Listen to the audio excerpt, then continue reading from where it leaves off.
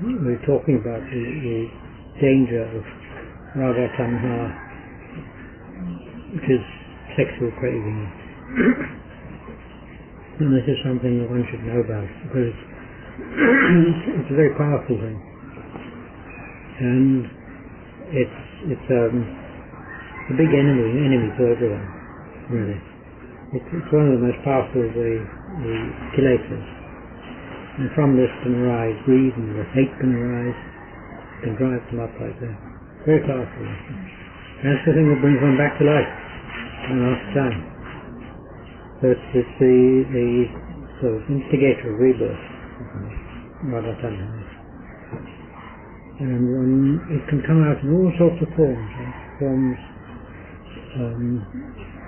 Aggression, it can come out in. It can come out in greed. It can come out in hate. It can come out in even in delusion. It can come out, making a person dull and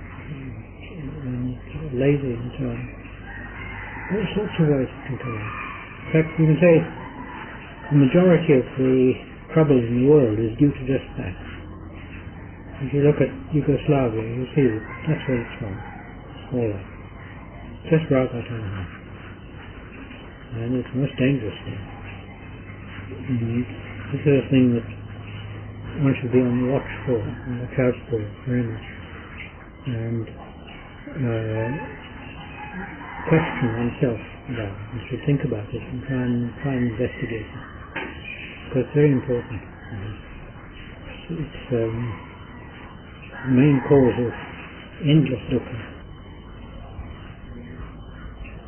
Sometimes speak a lot about it. You won't speak about it. Because it's there. And it's strongly there in people. In the world. Seriously. And the thing is that because that's the prime instigator of rebirth, the person who turns to anagami is not reborn, because that's destroyed. It's got to go before. So once that's gone, there's no more rebirth. Not in this, not to this world anyway.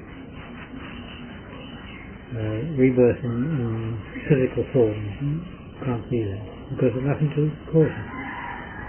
The thing that brings it out, brings it back, is gone. So one should investigate this, look into oneself, search it out, get to know it thoroughly. So this is one of the worst of the kilesas, and very important. It comes under the general heading of greed, but it's often, in karma-tanya circles, it's given almost a separate existence, because it's so important, so powerful, and so important. And in fact, it can come up as greed, certainly. It can also come up as hate. It can come up as delusion too. It can bring any of these up. The rāga tanha arises, then it will come out in different ways, like that. And it comes out not only in the obvious ways of sex, but also in other ways, in sort of diversions of that, in unmindful behavior, in personal display of all sorts of things in the world, trying to display oneself, trying to show up how clever one is. All sorts of things like that come out. And because of that, conceit can often come from it as well. It can come up with conceit. It's a very important factor, that, and a very dangerous one. I mean, it's interesting. I'm not sure you've probably read about this Japanese sect which has caused a lot of trouble. They put out this poison gas, and it looks as though the background of that is rāga tanha, probably unrecognized. And this is what's behind it. It shows the sort of trouble that can come from it. And the thing is, although one can't do much about it in the world, one can do quite a lot about it in oneself. So one must look out for that, and look out for that, and be aware of it very much. And try to overcome it. The overcoming of it, the antidote, is the contemplation of the body and the asubha practices. Contemplation of dead bodies, the decaying bodies and so on. All this goes right against rāga tanha. You can overcome it quite effectively. There's a story of a bhikkhu who fell in love with some beautiful girl at the time of the Buddha. Anyway, this girl died. So the Buddha had this bhikkhu come along to see to the funeral at the cremation ground. And in those days they didn't burn them, they just threw them out on the ground. And the Buddha then said to him, "Now, this woman here can have her as much as you like." He said, "Oh, no, no." And he said, it enables him to break through and see his own rāga tanha. And I think he gained, I don't know whether it was this was by seeing that. But this was the Buddha's very clever method of overcoming his problems. It is no loophole. There is no loophole. No. Everything covered. Can't get out.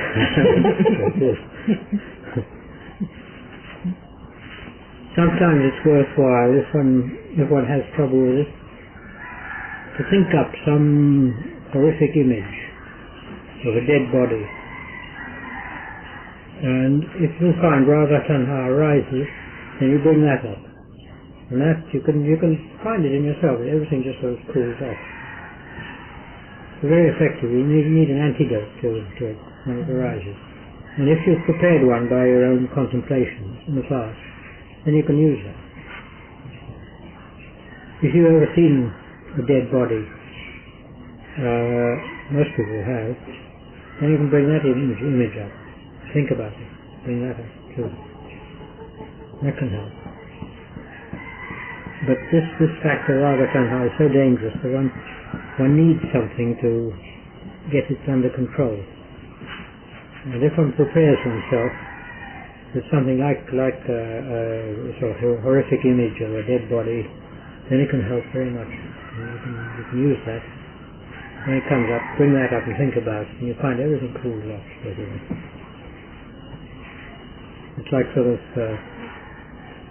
pouring water on a fire.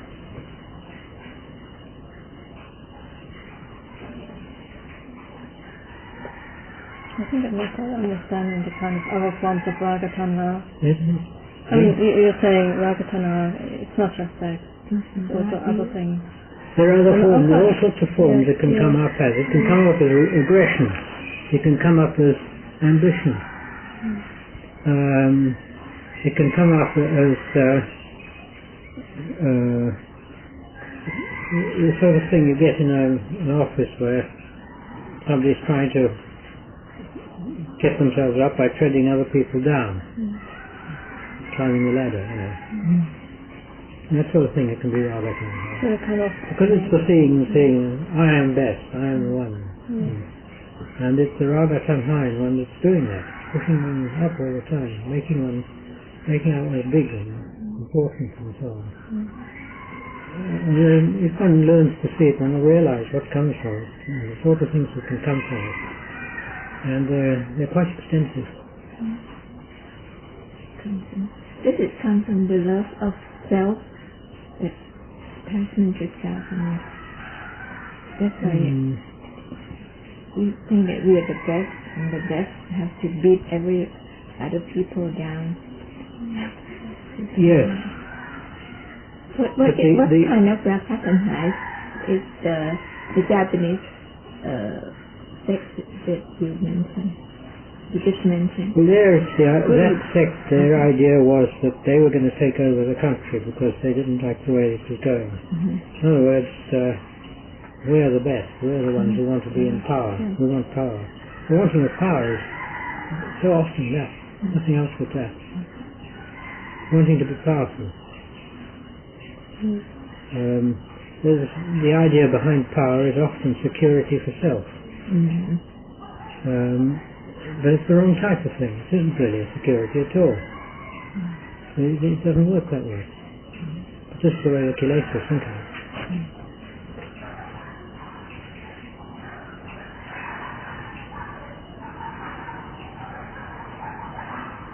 But it can come out in all sorts of ways.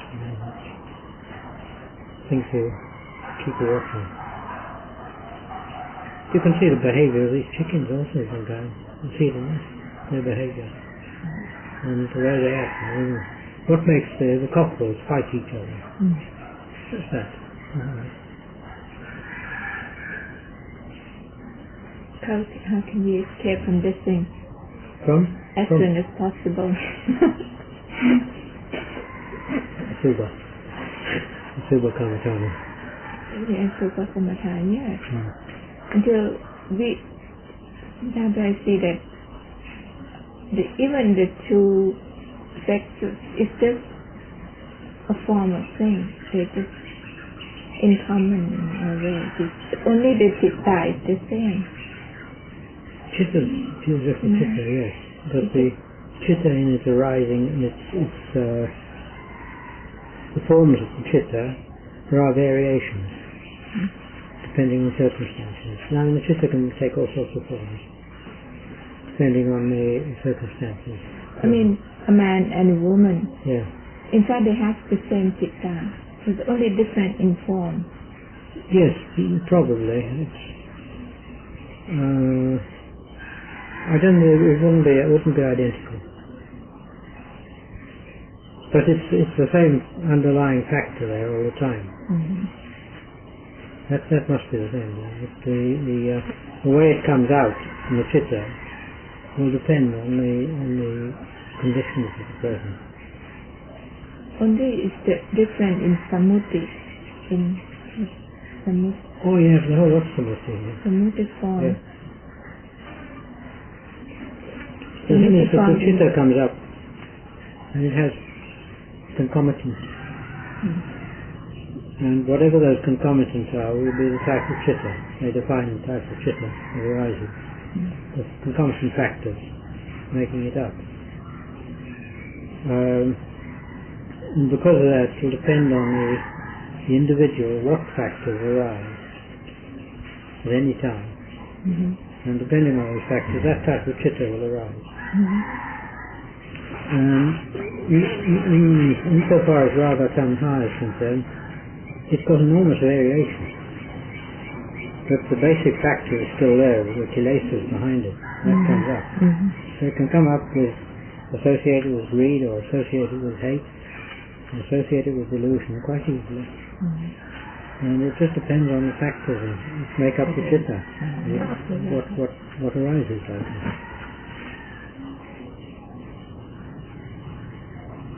I mean, the consciousness of a woman tends to be a bit different from a man, and that would modify these factors.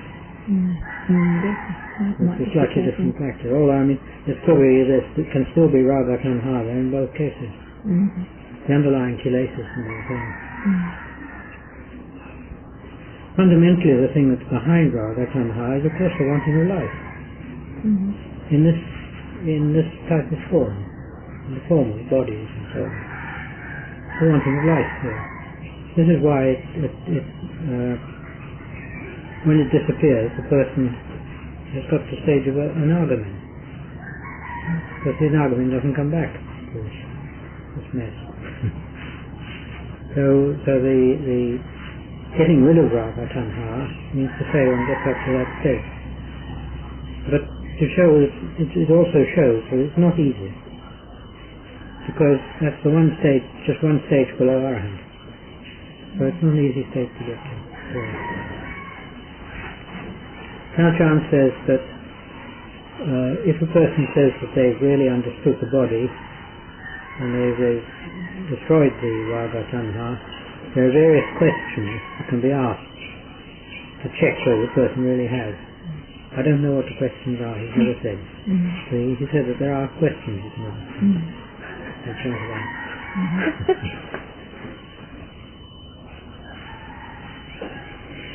So the broader view of Sakatanha means that all the five kamakun.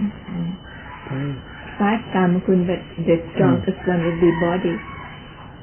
Two kamakun, รูปเสียงกลิ่นรสโผฏฐัพพะธรรมแล้วก็จะมีfeeling.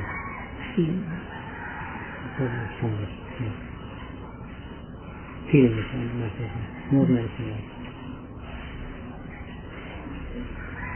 And this feeling that people want in order to confirm self.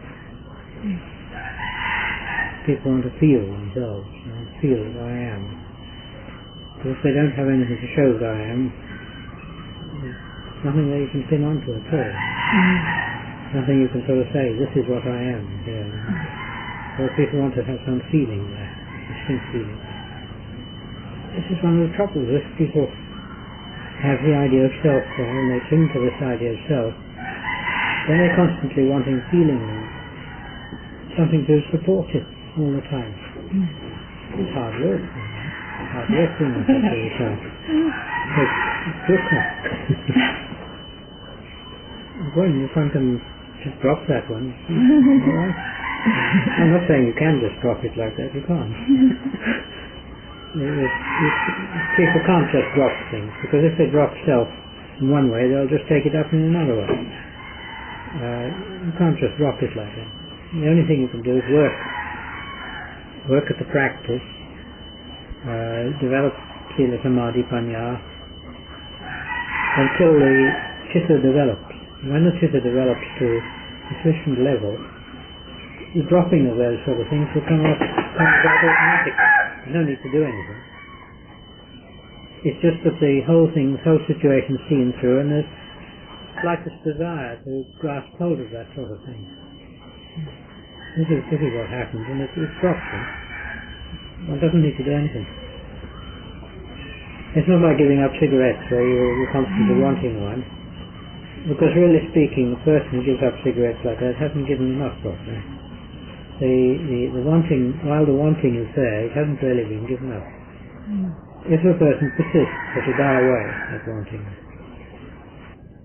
Gradually it'll die away. But the thing is that the giving up is not complete in that, whereas the giving up of kilesas is something that happens quite quickly. It can happen just, you haven't thought about it. And then suddenly one day you think about it, you see, all those kilesas, they don't come up now. I'm not interested in them. Because the interest is dropped away. Yes. This is the way breaking of attachment should be. It should be automatic. Many people teach that you should break attachment, give up, break attachments like that. You can't.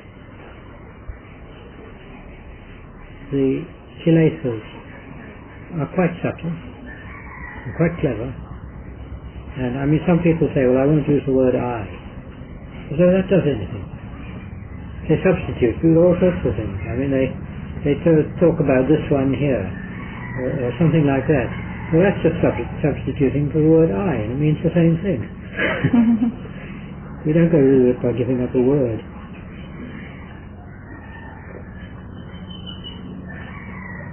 It has to come with the practice.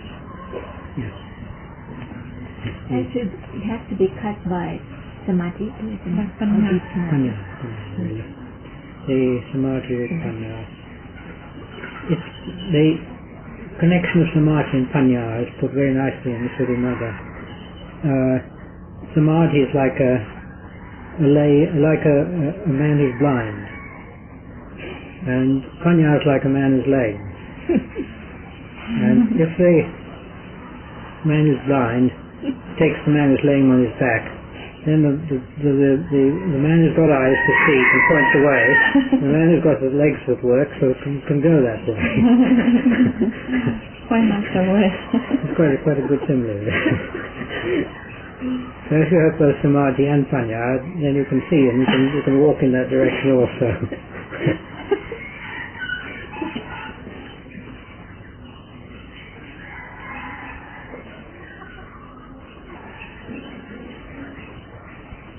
Because samadhi is blind.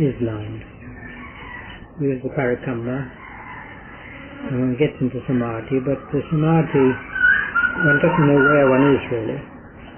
And going down into samadhi, one doesn't know what to do. It's just a state that comes out. One's in that state and then one comes out of it. And it's pleasant. But it does help to refresh the mind, strengthens it. Because of that it's valuable. Whereas wisdom knows, can learn and know exactly what's happening, where one's going, how far one's got and so on like that. It knows all these things, it can see. But it exhausts one if you go on thinking about it a long time. You're exhausted by it, so you haven't got the strength to go on. But that together with the samadhi is really very good, very strong.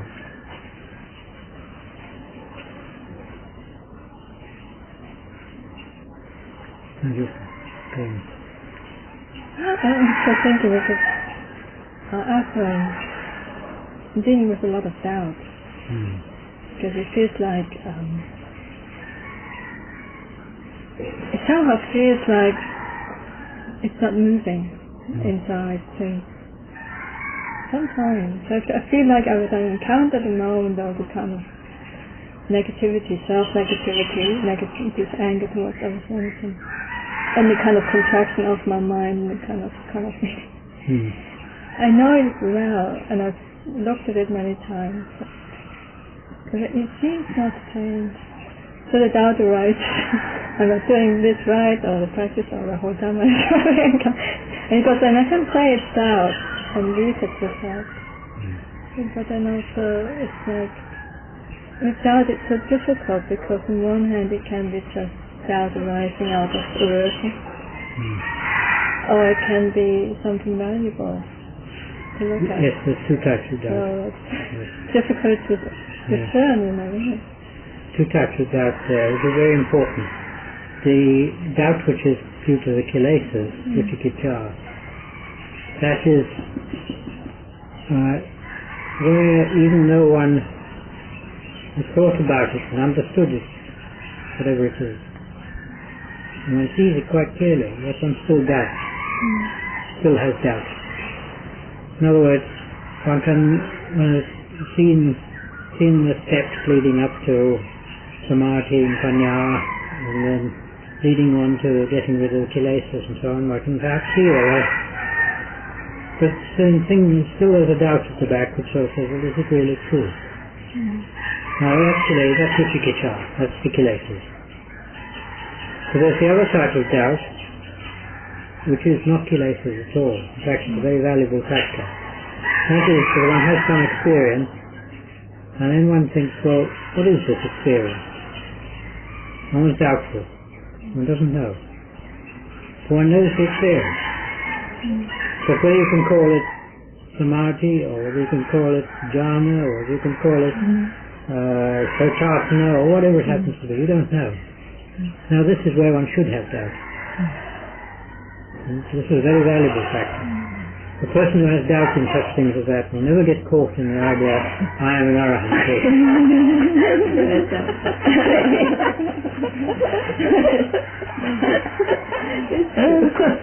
This doubt must be fostered. One must have doubt in this. As the Buddha said, there are things which are open to doubt, and one should be doubtful about. And this type of doubt is very valuable. It's the most important factor. It's really a factor of wisdom. This type of doubt. There's the type of doubt where one can't believe, even though one's worked it all out for oneself. That's just kilesas. These two, because of that doubt, if it's of the type of wisdom, it's very valuable. But if it's the other type, it's just kilesas coming up and trying to block the path all the time. Okay. But the thing is, the main thing that you should do here is avoid too much thinking about it. When anything comes up like that, just go back to the breathing. That's the thing, go back to that every time. And what happens in that state is kind of my mind gets very kind of inflexible. Yeah. And it's feeling real difficult to see whether I should stay with the breath or whether I should, just let it run or whatever, or look at it. I think it comes together, the kind of doubt and the delusion, kind of cloudiness of the mind. They come together. It's quite hard to see clearly.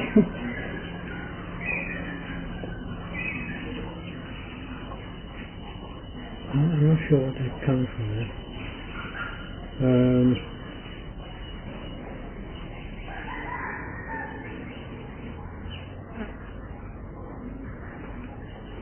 There's something there which I don't know. I can't quite catch hold of it. What's happening there? Not sure. So I was just wondering how does one, the kilesa of hatred, the gross form is to restrain, to eliminate. The thing is, when you get that dullness coming up, that must be the kilesa coming up to block things off, to divert your attention, to prevent it getting through to something.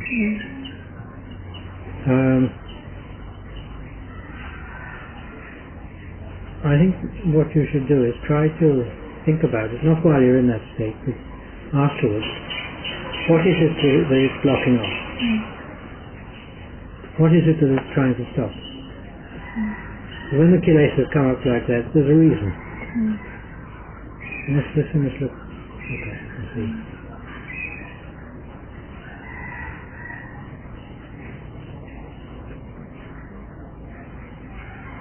Also, another thing that's coming up there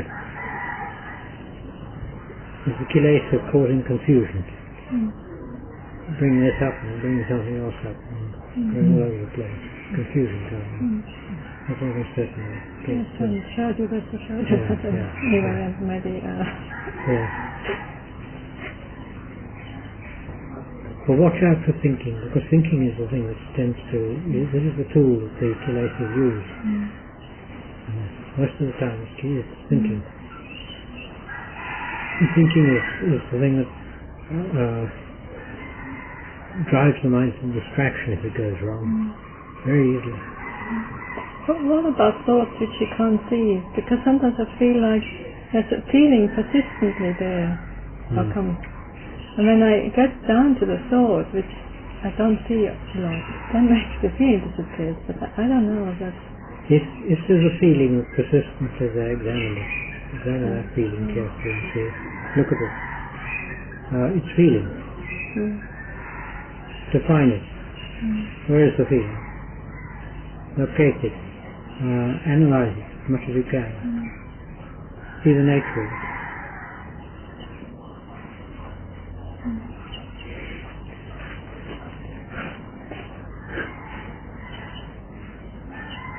The thing is, if you define something as feeling there, if you say it's feeling, it probably is. All these things come up in the senses in one way or another. So one can define first of all which sense is it coming up in. Is it visual? Is it feeling? Is it sound, or what is it? So it must be one of the senses, right? Yeah. You can first of all define it as that. And then you can define it as the location it's in the body, bodily feeling, and just to extent and where it covers in the body, how it changes, what its quality is. Trying to find it well, get to know it. And how? That's what Tao is saying. It's kind of this feeling of self-hatred. It's just so strong. It feels like as strong as all I have been. It feels like all these years of practice haven't done one thing. I don't know. I think that's really what the thing is. Self-hatred isn't necessarily what's there actually, because what is hating what?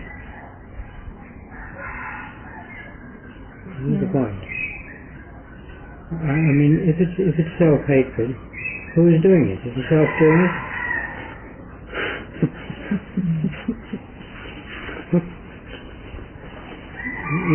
Normally it isn't. That's not what happens at all. What happens is hatred arises, depending on circumstances. In fact, mostly what happens is merely a feeling to begin with, and it's that feeling that brings up the hatred. Because we don't like that feeling. That feeling is dukkha, and there's a wanting to suppress that feeling.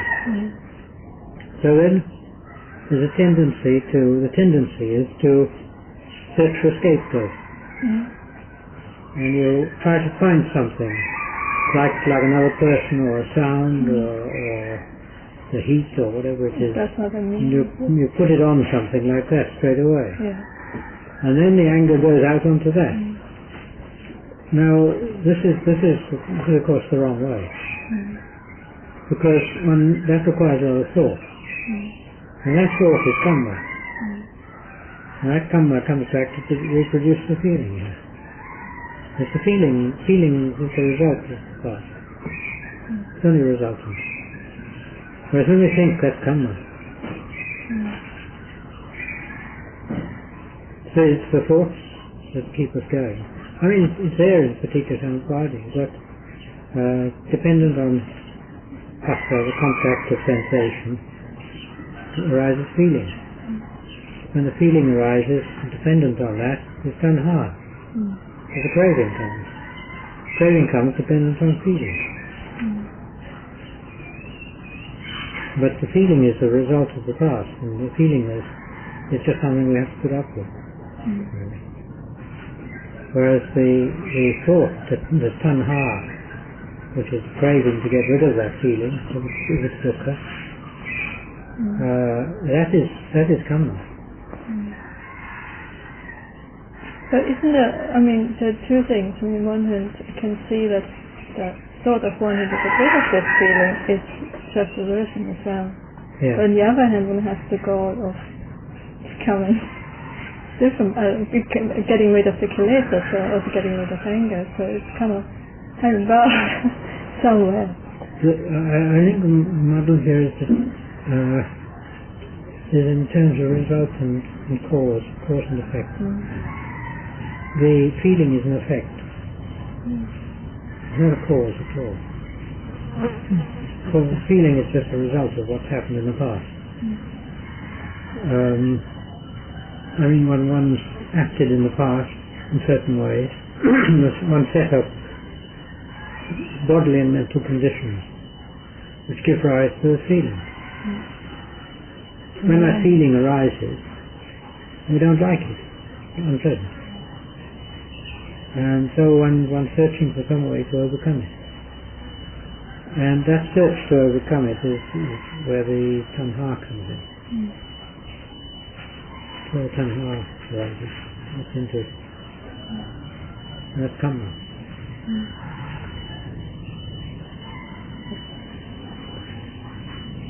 If you find this happening and you feel that it's going wrong in some way, get up and do a bit of walking, change the posture.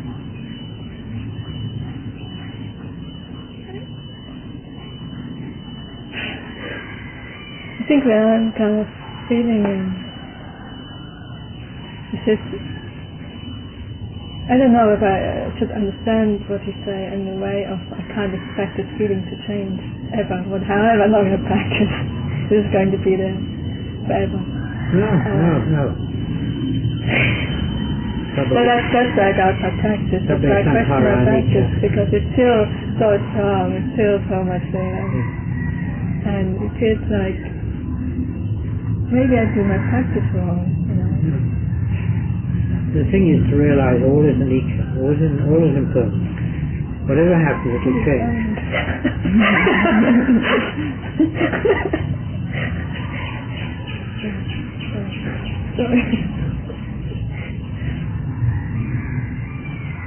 Another thing you can try doing, if you like, is to realize that in this present moment there's just this that's here. There's just this, nothing else. past moment gone, it's not there. Future moment hasn't come, it's not here. It's just this at this moment. And to try and keep it at that level. Realize it's just this moment now, and this moment, internally that moment can be fixed to permanence. To realize that around that nose inside, everything's whirling. But inside there, that one's fixed. It's not moving. Do you understand that?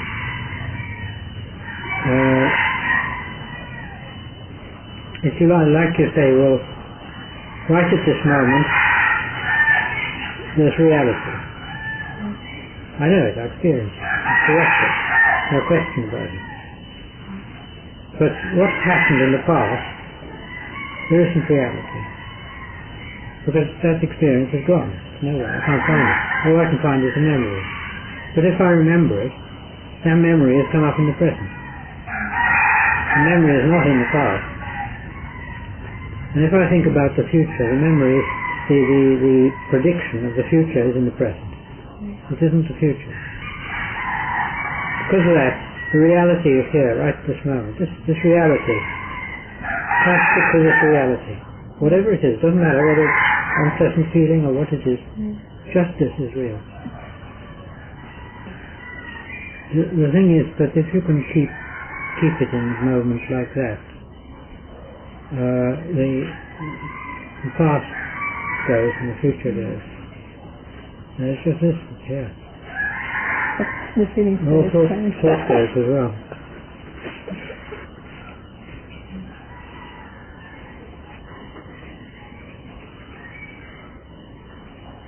The way of practice is not easy. The kilesas come up and try and stop one all the time.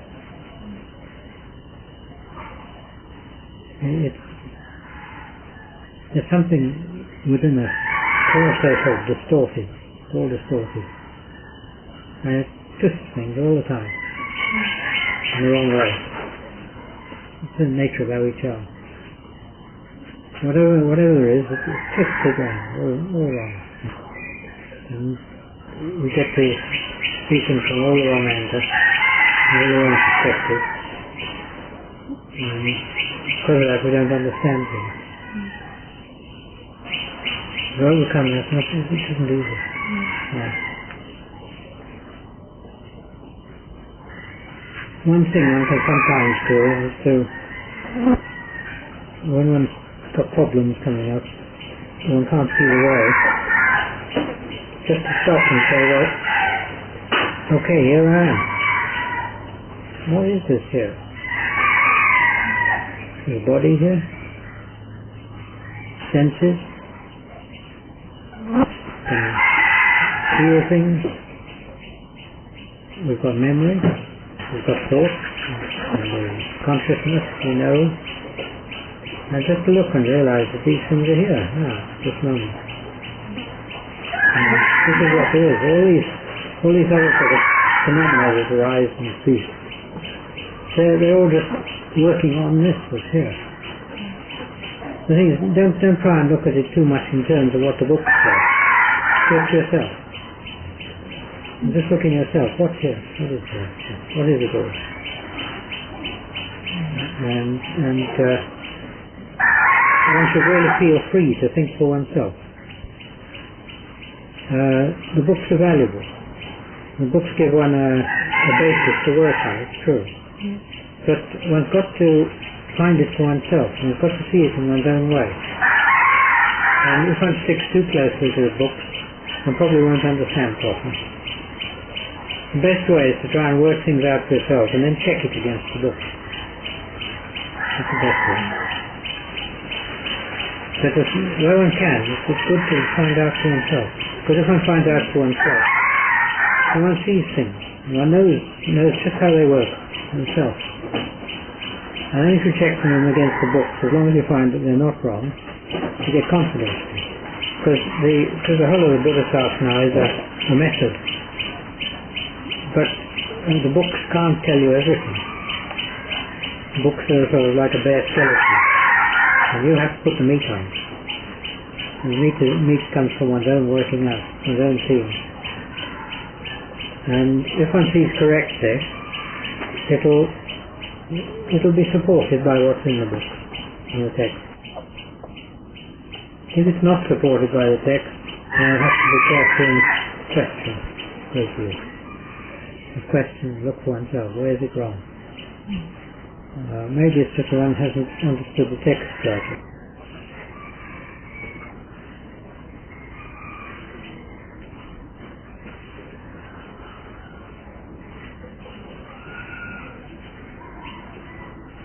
Some of the writings of the Acharyas are always looking at, very good. The Acharyas have the advantage that they speak in our own language, not only in the language itself, but in the idiom, modern idiom.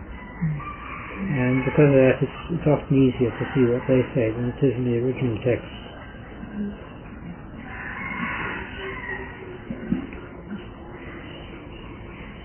But one must also be cautious which Acharyas one takes. Some are better than others.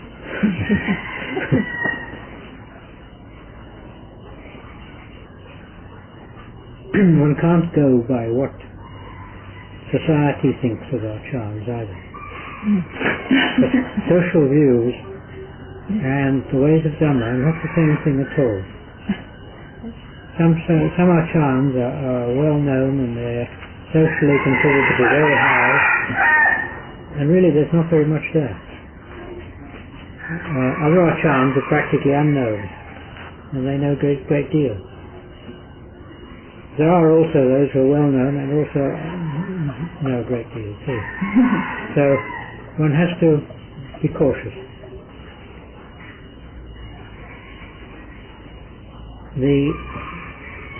It's the old question, how do you tell who's a good Acharya? Or how do you tell who's an Arahant?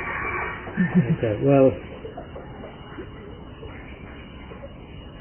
some people have just got an eye, they can see it, they know from their own experience. And from what they know of themselves, they're able to say.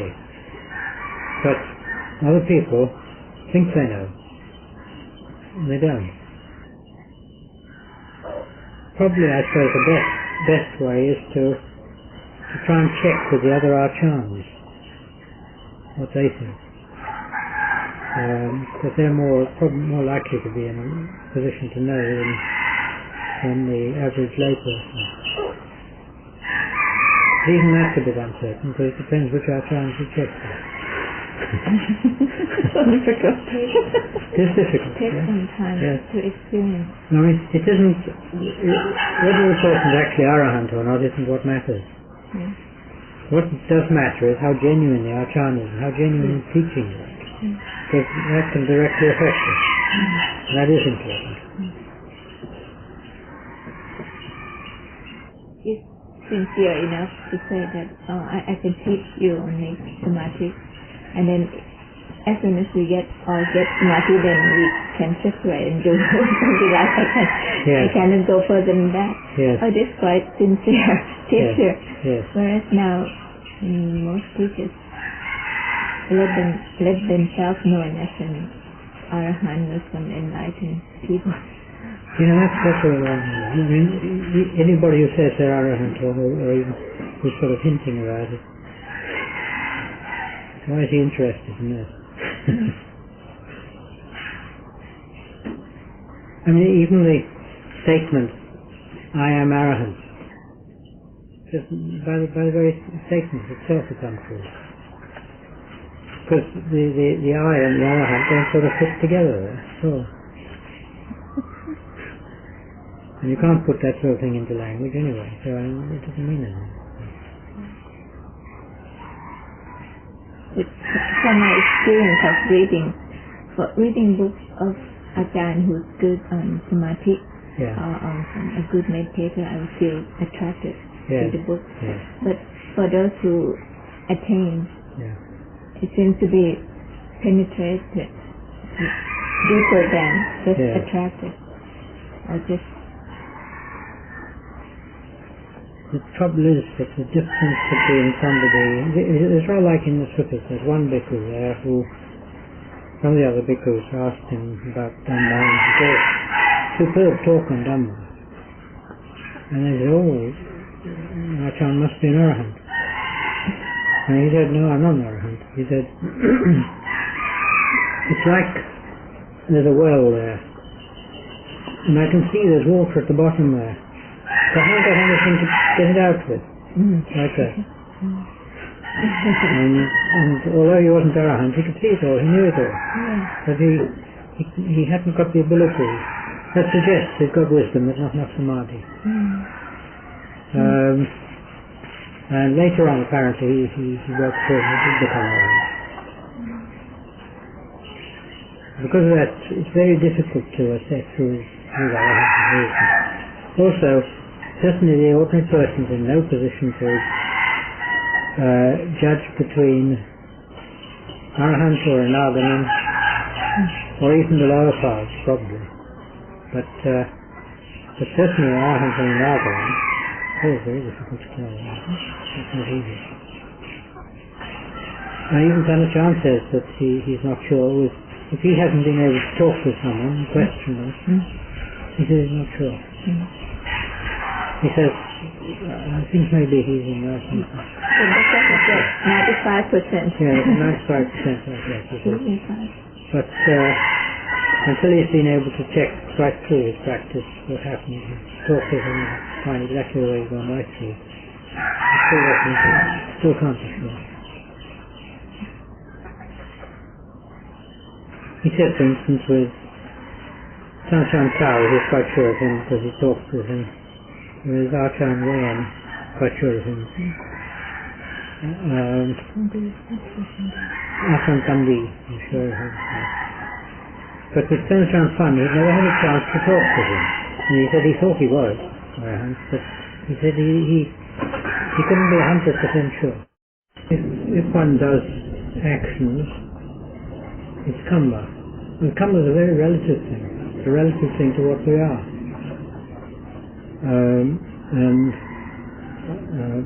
It's relative as to what is our Dhamma, our natural state. And when we're in this state, there are certain things which if we do them, they lead us to lower in this state. Other things which lead us to go higher. And these are just relative to our state. There's nothing absolute about them. I mean, there's nothing absolute about killing as well. But for a human being to kill leads him to a lower state. And the karma that comes back from that, it will probably be he'd be killed. Which is obviously a disadvantage. But if in the meantime he comes across Dhamma and he practices Dhamma and attains enlightenment, that attaining of enlightenment makes it all void. I mean, it's almost as though the killing and being killed is just like a dream. I think it's a bit like that. But for the ordinary person to do that, yes, it brings them a lot of dukkha. No doubt about it. And if a person has done a lot of bad karma, and they have the right type of mind, they have a very good incentive to try and get free. There's very few are. And most people, when they do the karma, it alters their character. Karma alters their character, and if it's bad karma, it's for the worse. When a person does bad karma, it's altering it for the worse all the time. They have the feeling that, when the time comes, I'll do some good deeds. But the thing is, they're slipping down all the time. When the time comes, they forget the good deeds. They don't do them. That's the way it goes. If you go down one foot, it's climbing back is hard work. Easy to go down, hard to get up. That's why it's always well to avoid even small bits of bad karma. Because they become habits. And they get into one's character. And they're in one's character, then they alter one's character. It's very instructive to meet somebody who is a butcher, who actually kills animals in the abattoir or something like that, and look at their character. I knew a man like that, and when he was young, he was quite good looking. When he got older, he started drinking a lot, and he got very coarse, changed entirely. Case on record in the sutras, where a man who'd been a pig butcher, when he became about 60 years old, he stopped speaking, and he wouldn't take his food normally. He had to take it down and something on the ground, and he wouldn't use his hands. He just goes straight up and eat it like that. And I heard there was a case much more recently of the same thing in northern India. Somebody who'd been a pig butcher, and he did the same thing. It's just within the last 30 years, 40 years. So it's almost as though by killing that one type of animal, the person gets a debt, and it means that they take on the characteristics of that animal.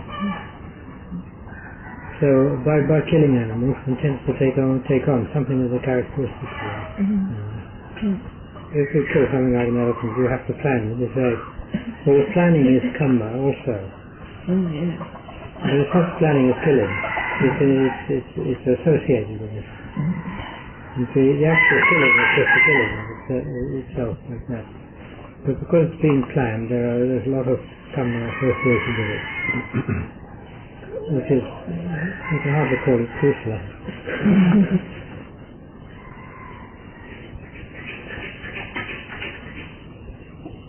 Killing an elephant, killing an ant, it's not the same thing because the elephant's much bigger. But somehow I never understand this. There's these butchers who get all this bad karma, but all these people who buy of the butcher, the meat, well, but they wouldn't exist. The butcher wouldn't kill. Yes, but then if people weren't born there, it would be the same. It wouldn't happen. Well, if people didn't come back to birth, they wouldn't have to do things like that. There wouldn't be any doing of it at all. So I mean, if one goes to the sort of cause which leads up to it, there are endless causes. All sorts of things leading up to it like that. And the thing is, if somebody goes to kill, they have something in their heart, and that heart that drives them on to kill. If a person goes to buy a piece of meat in the market, what's there is absolutely different. That's the important thing. The intention. The intention is not there. It's not there to kill anything. And I mean, if a person, for a bhikkhu, it's an offense to eat meat if we know, think, or even suspect that it was killed specifically for ourselves, for our purpose. But if we don't know, or if it was bought in the market, there's no offense at all.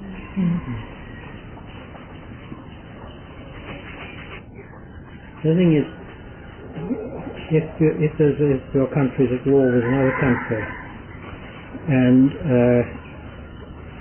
you go and get a job as a bus driver in place of a man who's gone to the army, well, are you indirectly killing people by doing that? I mean, if one takes it in that way, it's not. You can't go very far like that. Otherwise, you find there's a whole chain going back from that. It's all linked to enormous number of things. Now, one has to take it. The whole thing, what the Buddha was teaching was that we have to take things internally. What's internal here? And we have to look at our own volitions, see what they are. The trouble is in the West that the question of eating meat, or meat or something like that, everybody makes it into such a big issue. Now it's so important for them and so on. And they don't see the business of killing and the eating and how different it is. Because they're looking externally all the time. They're looking at things in the world and the way things are in the world. Instead of looking internally and seeing what the purposes are here. And when people look out in the world, they get all sorts of problems coming up. All sorts of difficulties. And they don't know how to sort things out. Whereas the whole teaching of the Buddha is to look inside and see what's right for the heart.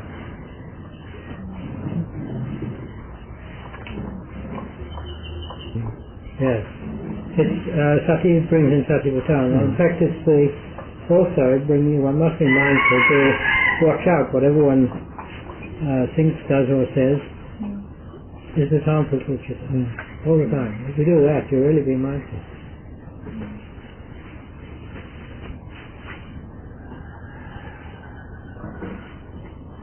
The important thing is really to guard each other, to watch inside them, watch it, see what it's getting involved in. So often, particularly in thought, it just jumps away and forget it for quite a long time. And it's quite a while before it grabs hold of you and where's it been, what's it doing? So you have to bring it back again. It's just amazing because I look at my practice the last day. I felt like completely out of practice. Yeah. Because like my mind was so unfocused and so much thought and no motivation and kind of dragging along. Yeah. This is the way it goes. One can't see the results of doing the practice. It looks often as though there aren't any results. But if one persists, the time comes when it does break through. The thing is, the kilesas are being attacked all the time. They're coming back and attacking, and they're producing this problem, all the trouble there. But they can't do it all the time. And time comes when they give way. And the advantage of that is it shows one what the other side of the fence is like. And one realizes there's something worthwhile. And this can help one to give one confidence in the practice.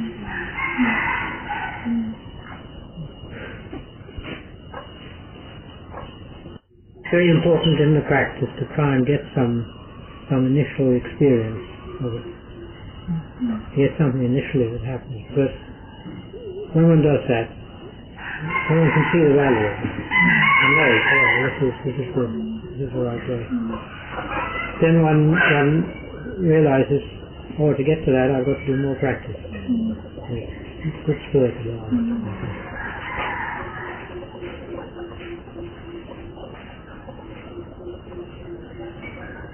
Really one finds there's nothing much else to do either. One goes out into the world for playing. There's nothing real value out there. And if one goes out in the world and plays about, what's the end result?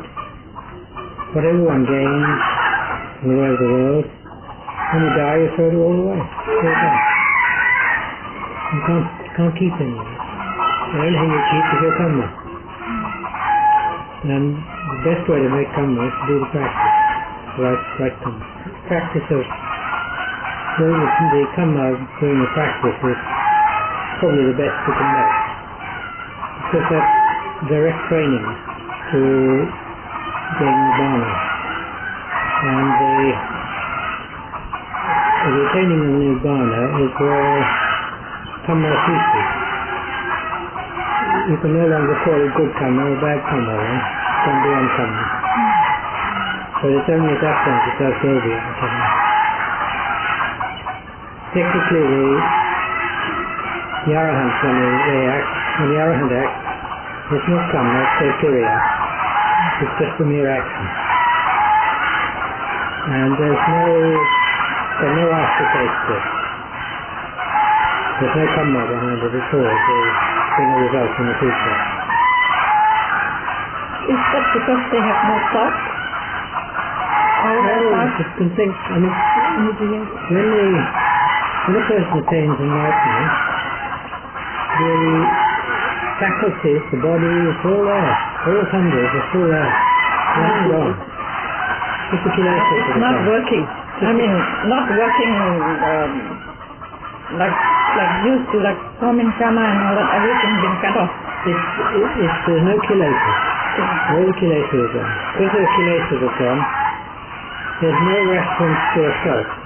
But I mean, all the functions that were there before are still there. Ajahn Panyavaddo says this is the trouble, because the person who attains enlightenment, when they retain, all they've got is what was there before. And if they want to teach, they can only teach with what capacity they had before. If that capacity before was good, they'll be a good teacher. If it wasn't, they can't teach.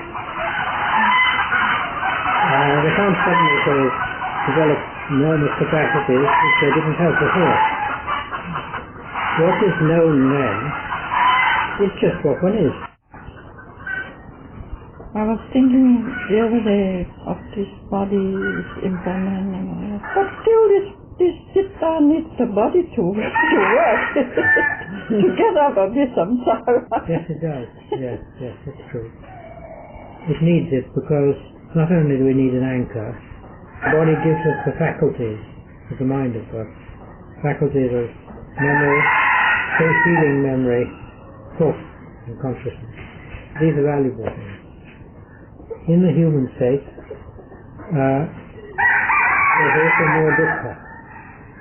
And because there's dukkha, there's more reason to try and get free from it. If we were in the deva state, we might think, oh, this is good enough. We might get so stuck in those states. And the trouble with getting stuck in those states is that they're not permanent. And they last a long time there, but sooner or later one dies. And when one dies, what does one come to? Then one come now. And quite likely the karma will go lower. Because the person who's got up to the deva state, they usually haven't got very much higher than that. There's very few who've gone very high up. If they have gone very high up, they would have come somewhere, probably when they died. So tendencies are to come back to this world again. And that will probably bring a lot more dukkha. And having had the experience of the deva state, and coming back to this, it doesn't look too good.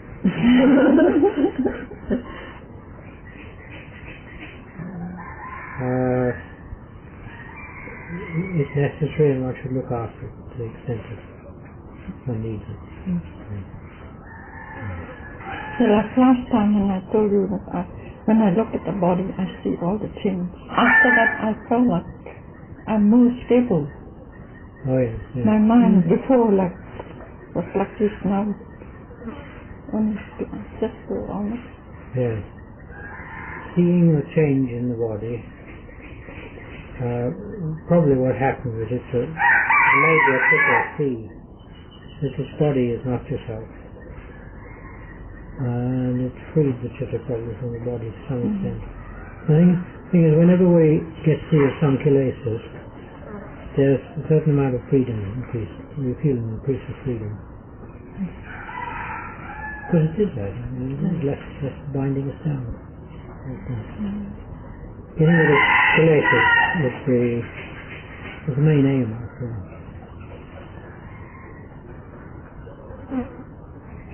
Look at other things too. Question everything. Yes, try to look at it. If you question everything, sooner or later it'll come back to you. Because that's the center. I mean, it's like that what I said the other day.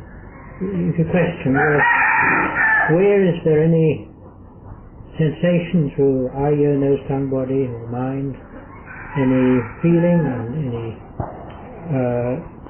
memories, thought, consciousness, whatever else? Where is there anything that you don't need the mind for? Everywhere you need the mind. The sense of it's always got to be a thing of mind. Because of that, this is the sensible thing. And whatever you sort of work on with wisdom, eventually it will come back to that thing. All the time. So it leads back, leads inwards to one thing there. All the senses, they work in the same way. The only slight difference is with feeling, it knows sukha and dukkha. The other senses are neutral. The sukha and dukkha which arise from the other senses is because of thinking. That's the thing. The kamma is, really speaking, they've got the results of kamma, and the clothes are the results of kamma. That's the form of the being. It's the results of kamma there. But the new kamma, that is intention, volition. And that varies greatly. You get bad people and good people, and they're bad or good depending on their actions. When they come, what kamma they make. And this is something which is to some extent under control. It's pretty heavily biased usually in one direction, but it is still under a person's control. The person always has the opportunity to decide either to do or not to do whatever it is. But most times they've got such strong habits that they don't even think. They just do it or not do it in the case may be. So like us coming here, we do a lot of mindfulness, like put toe, and our minds are more with this, so we didn't have much thinking, so we cut quite some karma away. The advantage of developing good whole practice and the mindfulness, first of all, the mindfulness is necessary to cut away unnecessary thought. To cut away the thoughts which are completely out of control. To bring some control into it. It's not to get rid of all thoughts. That would be quite wrong. Yeah, but very few, not. Well, like when we were outside. The thing is, if one's thoughts are good, or if they're on Dhamma, there's no reason why one shouldn't let them just run. As much as you like, doesn't matter. But the thing is, one must keep the mindfulness to keep a watch on them and make sure they keep on Dhamma and don't slip away to other things. That's all. And this is the advantage of having mindfulness. So this is why one has to train in it. And one has to train in the buddha to try and first of all stop the thoughts and get the mind romkan, so integrated together, so it's not all scattered all over the place. That makes the mind strong. When it's strong, it becomes penetrating, you can see things and understand. So the whole thing is really to prepare the ground to develop wisdom. And when the ground's been prepared enough, when the mindfulness is strong enough, it's become enough of a habit in other words, preferably automatic mindfulness, and the thoughts don't stray away from what they should be on. In other words, the thoughts become automatic, they run on whatever it is one puts them on. And that's mahasati mahapanya. Then very strong to get rid of the killing. This is the aim of the practice here. So that doesn't mean to say that you have to get sati and samaya perfect before you start using it in the way which, like most things in life, we can try it long before. We try it out and we develop a bit of wisdom and then the mind buzzes off somewhere else. And we try to realize it and we get it back again. And if one can't keep it on something, on some contemplation of wisdom and using wisdom, if we can't keep it on that, it means the mind's not under control enough. We have to be more samadhi and mindfulness. Once the samadhi and mindfulness is enough, so that we can keep it on the contemplation, like looking at the body. If we can keep it on that, then that's right, that's what we do. That's the purpose of the mindfulness and the samadhi. We keep it on that and we can investigate and look and get properly. But if we do that and it just jumps away, it means it's so much not enough.